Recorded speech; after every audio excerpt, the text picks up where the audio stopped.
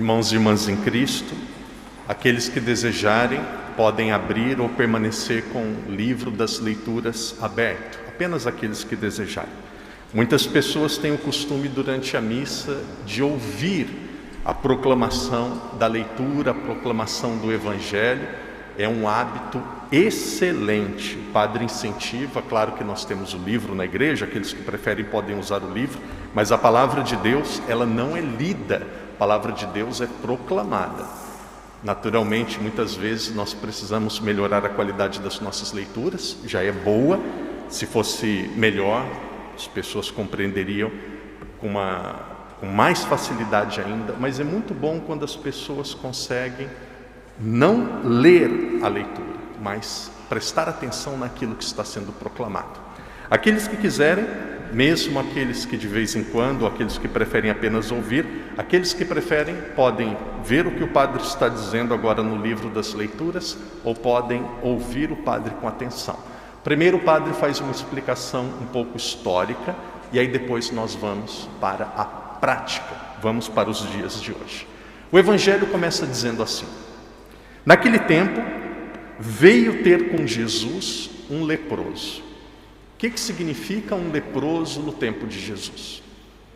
A maioria de nós nem conhecemos leprosos. Aqui em Macau, ouvi que os salesianos, se não me engano eram os salesianos, se não me engano o nome dele era Padre Lancelotti. Havia um padre que cuidava de leprosos no passado. Uma casa lá perto de Coloã, muito afastada, uma igreja bem bonita no alto, e haviam leprosos e o padre cuidava de leprosos. E olha que bonito, uma pessoa que ela faz caridade, uma pessoa que ela é bondosa, ela é admirável. Pode ser até que alguém fale bem, pode ser até que um padre tenha o dom da palavra, se ele não tem o dom de amar, ele não deixa saudades. Porque aqui entra principalmente um conselho para os pais e para os educadores. Antes das palavras que nós falamos entrar no coração das pessoas, nós precisamos abrir o coração das pessoas. E o que abre o coração de alguém é a nossa maneira de tratá-la. Aprendi no seminário e guardo até hoje.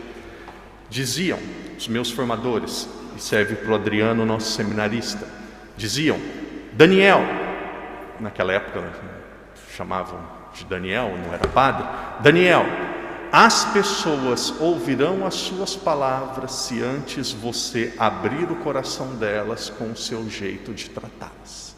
Uma pessoa quando é tratada bem, uma pessoa quando anda na verdade, uma pessoa quando ela é coerente, ela tem autoridade moral.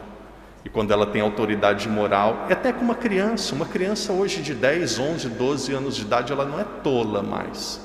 Ela sabe se ela pode confiar ou não pode, se ela pode ouvir ou não pode. Então, primeiro a pessoa abre o coração, depois a palavra entra.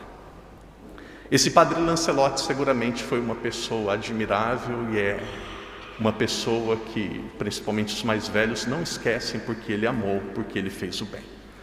Então, Macau, talvez muitos daqueles que estão aqui presentes conhecem o que significa um leproso. O que era um leproso no tempo de Jesus? Naquele tempo veio ter Jesus com um leproso. E aí nós vamos lá para a primeira leitura. A primeira leitura explica o que era um leproso.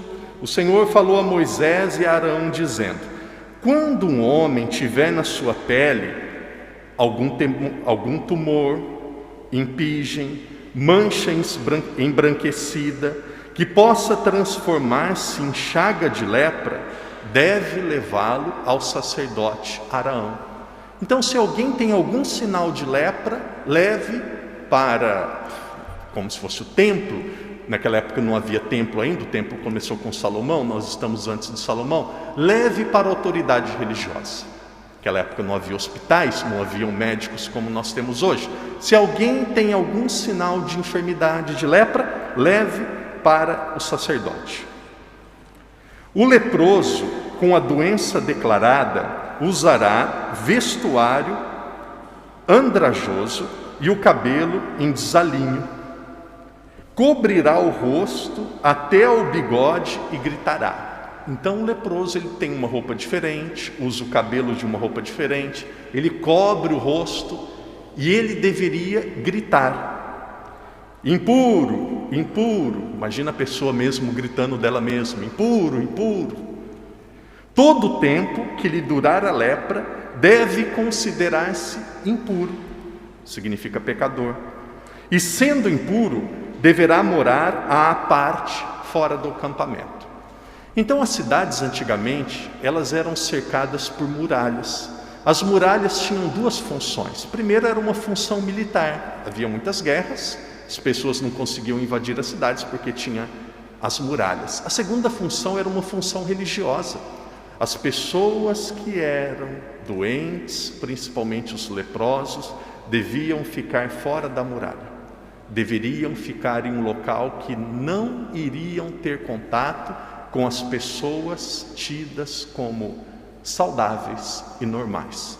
Imagine o sofrimento de uma pessoa que já é doente, que já é leproso, tendo que gritar impuro, impuro e tendo que ficar fora da sociedade. E aqui entra algo extraordinário, preste atenção no que o padre vai dizer. Deus sabia que o seu ensinamento não estava sendo compreendido corretamente pelas pessoas. Então o que Deus fez? Deus mandou um e-mail? Deus mandou uma pombinha com um pergaminho na boca? Não. Presta atenção, Deus veio. Deus veio. Deus veio e disse: não é isso. Não é assim. Deus veio. Quando a gente fala Jesus, é Deus. Jesus não é um rabino, Jesus não é um sábio, Jesus não é um letrado, não é um pregador. Jesus é Deus. Visitava uma sala de catequese, se não me engano, no domingo passado, estava escrito: Jesus, A, 100% homem, B, 100% Deus, C, 100% homem, 100% Deus. Infelizmente eu cheguei na hora errada da catequese, porque aí eu chamei a atenção, as crianças não respondiam porque queriam interagir com o padre. Queria ver a resposta. Queria ver a resposta também dos adultos. E aí, meu irmão, minha irmã, é A, B ou C? Jesus é 100% homem, B, Jesus é 100% Deus, ou C, Jesus é 100% homem, 100% Deus? Não precisa A, B e C, só faz assim com o dedo, deixa eu só olhar. Quem não fazer nada, só mostra com o dedo, é A, B ou C. 3 é C, isso. 2 é B, 1 é A. Jesus é 100% homem, Jesus é 100% Deus, ou Jesus é 100% homem, 100% Deus? Não me decepcione. Isso, estou olhando. Mostra com o dedo, não fala que eu não estou ouvindo. Isso. A mãe, isso. Olha lá, isso. Jesus é 100% homem, Jesus é 100% Deus. Que coisa linda. Jesus veio para ensinar. Jesus pegou o leproso, tocou o leproso. Olha, o que o leproso mais queria, imagina alguém tocá-lo. Estava indo totalmente contra o costume da época. Tocou e curou. Aquele leproso era amado e era reinserido na sociedade. E aqui nós podemos aprender. Quando nós olhamos para Jesus, nós podemos entender a maneira de Deus amar e como Deus é sábio. Quando nós queremos entender a maneira de Deus amar e a sabedoria de Deus, basta olhar para Jesus. Com todo respeito às outras religiões, não existe nada igual. Não existe nada igual. Jesus profundamente inclusivo. Que coisa linda. Agora vamos para a prática. Vou fazer o possível para não me exaltar. Algumas pessoas dizem assim: Jesus era tão inclusivo, por que a igreja não se torna mais inclusiva? Por que a igreja não aceita mais as minorias? São Paulo diz assim: ame o pecador, mas não o pecado. O que muitas pessoas querem da sociedade é que a igreja aceite, legalize e abençoe a bagunça. O que muitas pessoas querem que a igreja abençoe, aceite e legalize a atrapalhada, a palhaçada, a falta de moral, a sujeira, a destruição dos valores. Existem casos de mulheres que às vezes forçada pelo marido, às vezes cometeu um erro, teve um relacionamento que não deveria ter, às vezes teve uma situação financeira complicada, era lá na infância com uma cabeça toda complicada, às vezes até forçada pelos pais, cometeu um aborto. Está errada? Sim, mas esta pessoa, ela também é vítima. Ela precisa ser cuidada. Existem mais casos de aborto, de pessoas que cometeram aborto na igreja, do que vocês imaginam. E essas pessoas sofrem muito. Essa pessoa vai para o inferno? Possivelmente não. Ela não queria fazer aquilo. Ela acabou, não estou justificando nem dizendo que é correto, não me entendam mal, não estou dizendo que é correto. Mas esta pessoa, ela precisa ser ajudada e ela pode se santificar. Agora, outra coisa é criar grupos, e existe um grupo no mundo chamado Mulheres pelo Direito de Decidir, Católicas pelo Direito de Decidir. Tem um grupo, Católicas pelo Direito de Decidir. Deveriam mudar o nome e deveriam se chamar Caóticas pelo Direito de se Decidir. Dizem, aborto. Imagina na Argentina, o Papa é argentino. Quando foi aprovado o aborto na Argentina? Essa palavra aborto não diz o que é a realidade. Aborto significa assassino de feto no ventre da mãe. Isso é aborto. E aí as mulheres pulando e celebrando e abraçando, parecia que tinham ganho uma Copa do Mundo de futebol. As duas situações são totalmente diferentes. E aí sabe o que falam da igreja? A igreja não inclui. A igreja, ela vai abraçar uma pessoa que cometeu o erro, mas ela não vai apoiar o erro. Existem grupos LGBT, de feministas.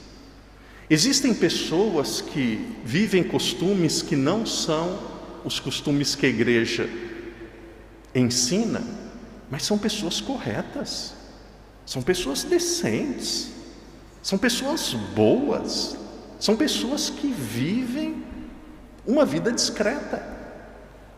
Agora existe muita gente querendo colocar goela abaixo, forçar, obrigar a igreja a aprovar coisas que são contrárias ao Evangelho. Hoje no mundo se diz tanto do direito de se expressar. Todo mundo tem o direito de se expressar, menos os católicos. Se eu disser na homilia que a igreja não fará casamento de homossexuais, é perigoso eu ser preso. Agora o padre não pode mais falar sobre pecado. A igreja, ela não foi criada por Jesus para se adaptar ao mundo. A igreja foi criada e edificada por Jesus para nos levar ao céu e para nos ensinar a verdade. Se vocês puderem, depois vocês pesquisam na internet. No Brasil existe um bispo que é um herói, existe um bispo que é um mártir, existe um bispo que é admirável. Eu gostaria de abraçá-lo e chamá-lo de pai.